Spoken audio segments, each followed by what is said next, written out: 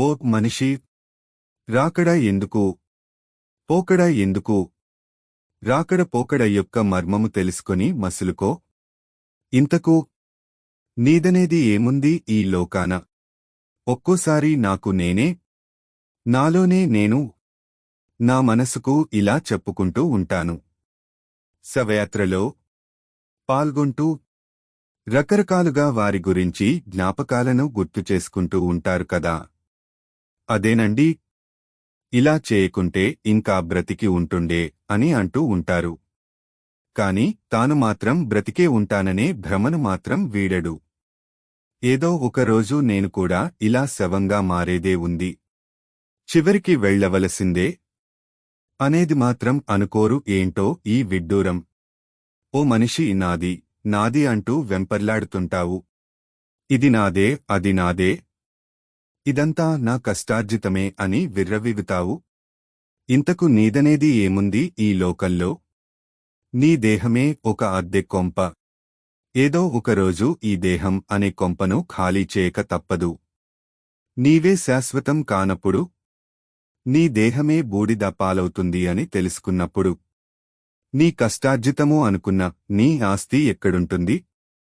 నీ కుటుంబ పరివారము, బంధువులు, స్నేహితులు, ఆత్మీయులు, శ్రేయోభిలాషులను చూసి ఇంతమంది ఉండగా నాకేమీ లోటు అని సంబరపడతావు కదా. ఇంతకు నీ పరివారం, బంధుగణం, స్నేహితులు అందరూ నీ చుట్టారా? ఉండగానే మాయమైపోతావు. నీవనుకున్న వీరందరూ నిన్ను రక్షించారా? అద్దెకు తీసుకున్న ఇల్లు యొక్క గడువు ముగిస్తే వెంటనే ఖాళీ అంటాడు ఇంటి యజమాని కదా. అలాగే నాది నాది అన్న నీ దేహమే నీ మాట వినకుండా నిన్ను బయటకు గెంటేస్తుంది. అలాంటిది ఓ మనిషి, కాస్త ఆలోచించు. ఈ దేహంపై మమకారం ఎలా? దేహాభిమానాన్ని వదిలి మనిషిలాగా మానవత్వంతో ప్రవర్తించు. మానవత్వాన్ని నరనరాల్లో జీర్ణించుకో.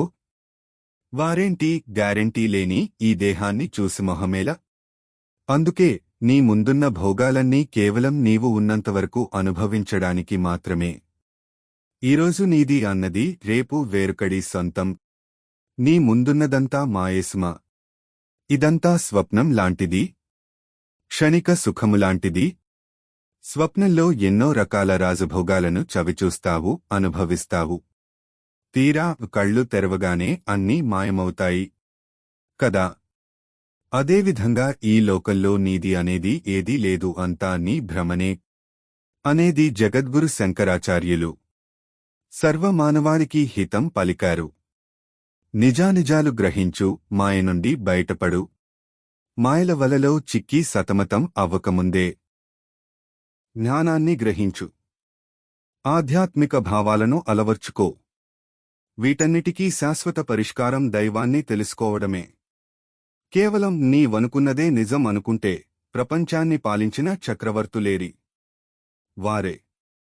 సర్వమనుకున్న నీ ఆత్మీయులేరి? నీ తాత ముత్తాత లేరి? ఏదో ఒక రోజు ఈ లోకాన్ని విడిచి వెళ్లిన వారే కదా. అలాంటప్పుడు ఏదీ శాశ్వతం? తెలుసుకుంటే అంతా అశాశ్వతం. ఇంతకు నీవు ఎన్నాళ్ళు ఉంటావు?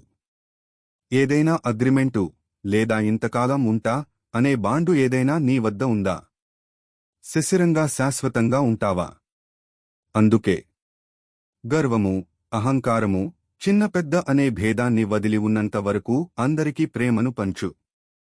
ప్రేమతో పలకరించు. ఇదే నీవు మనిషిగా పుట్టినందుకు అంతిమ కర్తవ్యం.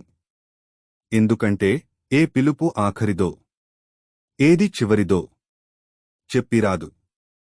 అందుకే నీ పాత్రను అద్భుతంగా పోషించు. 10 మంది మెచ్చేలా, 10 మందికి నచ్చేలా శాశ్వతంగా ప్రతి హృదయంలో జీవించు.